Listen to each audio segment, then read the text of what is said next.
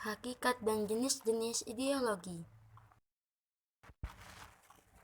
Ideologi dapat diartikan sebagai doktrin, ajaran, teori, atau ilmu yang diyakini kebenarannya, yang disusun secara sistematis dan diberi petunjuk pelaksanaannya dalam menanggapi dan menyelesaikan masalah yang dihadapi dalam bermasyarakat, bernegara, dan berbangsa. Jenis-jenis ideologi. Yang pertama adalah liberalisme, yaitu mengutamakan kebebasan individu, hak asasi manusia, demokrasi, pasar bebas, dan perlindungan hukum. Yang kedua adalah konservatisme. Konservatisme mempertahankan nilai-nilai tradisional, otoritas agama dan moral, serta menekankan pentingnya stabilitas sosial dan politik. Yang ketiga adalah sosialisme, yaitu menekankan redistribusi kekayaan dan kekuasaan untuk mencapai kesetaraan sosial dan ekonomi melalui kepemilikan kolektif atas sumber daya. Yang keempat adalah komunisme.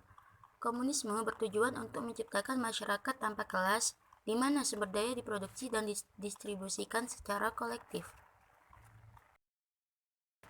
Yang kelima adalah fasisme. Fasisme mempromosikan nasionalisme ekstrim, otoritarianisme, penindasan politik, dan seringkali rasis. Yang keenam adalah anarkisme, yaitu menolak otoritas dan hierarki, serta mendorong masyarakat yang berdasarkan pada kesepakatan sukarela dan organisasi horizontal. Yang ketujuh adalah kapitalisme.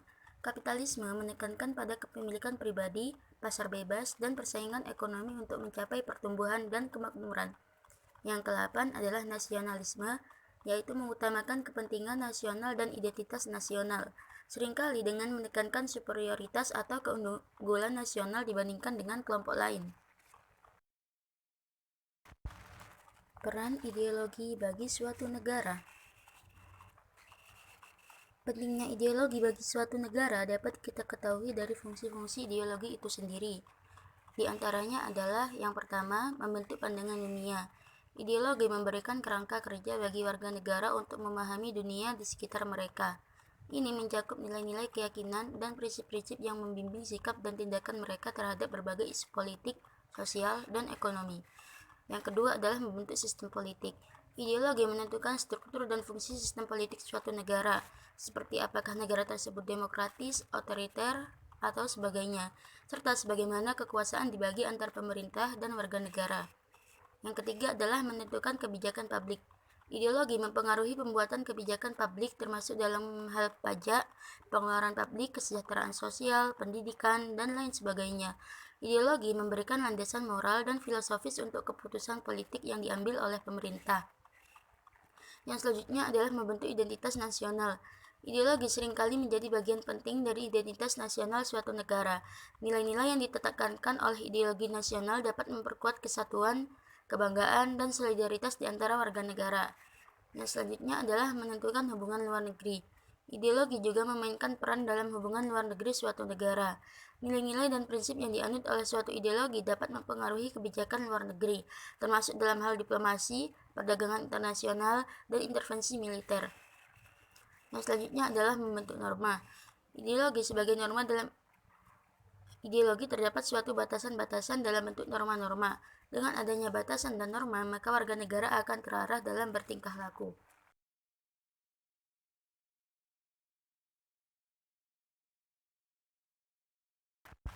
Urgensi Pancasila sebagai dasar negara.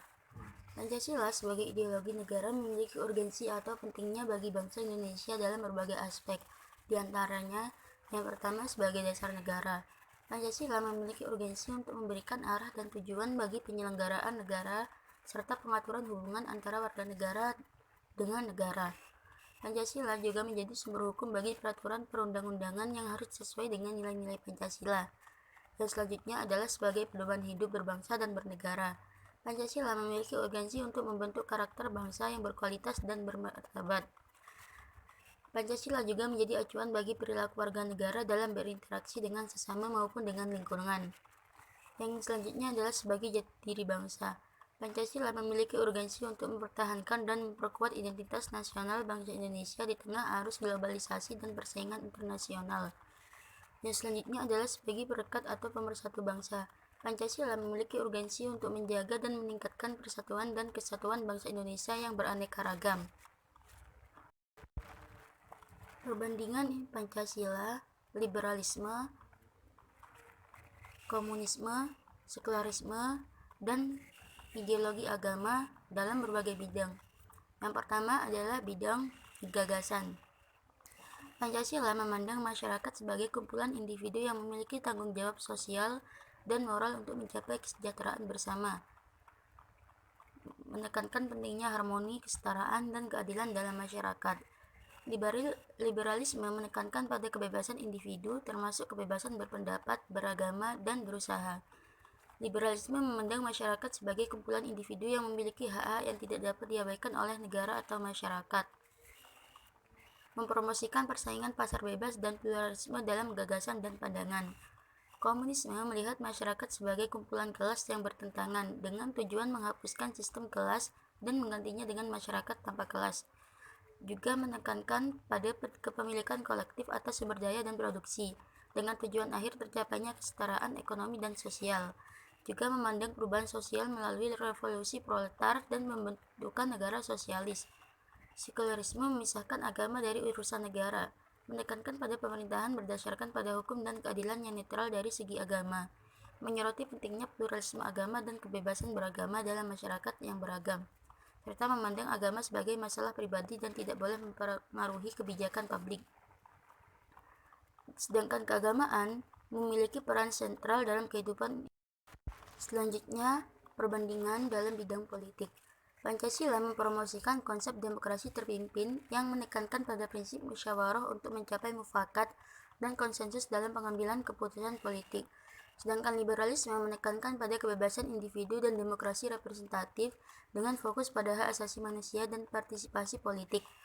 Komunisme menjunjung tinggi kepemimpinan Partai Komunis dalam pengambilan keputusan politik dengan tujuan akhir menciptakan masyarakat tanpa kelas.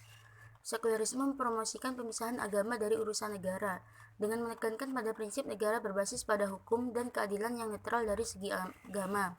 Sedangkan keagamaan menekankan pada dominasi agama dalam pengambilan keputusan politik, seringkali dengan agama sebagai sumber legitimasi kekuatan atau kekuasaan.